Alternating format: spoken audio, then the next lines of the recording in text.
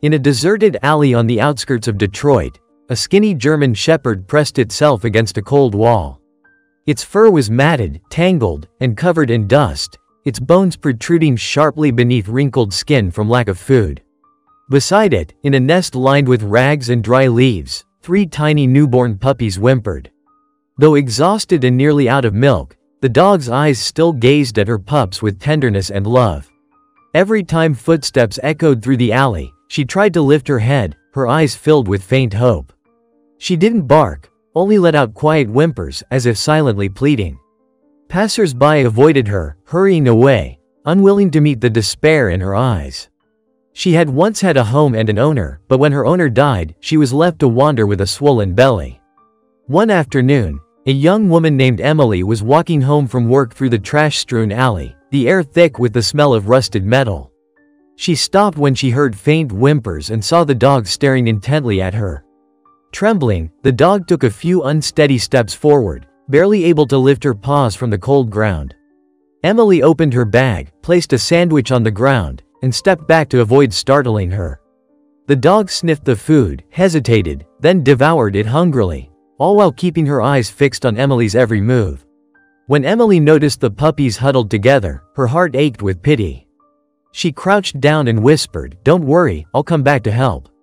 That night, back in her apartment, the image of the dog haunted Emily, keeping her awake.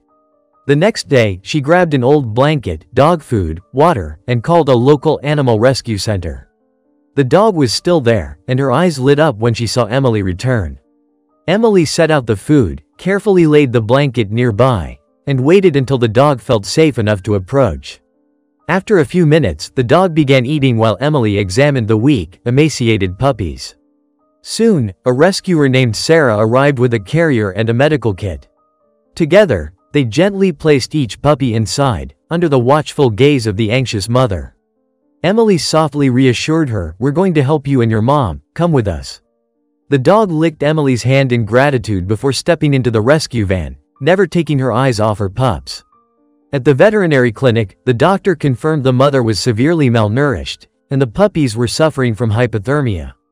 They received emergency care, warming, IV fluids, and syringe feeding.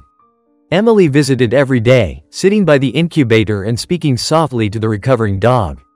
After a week, their condition had noticeably improved, weak whimpers had turned into joyful yips.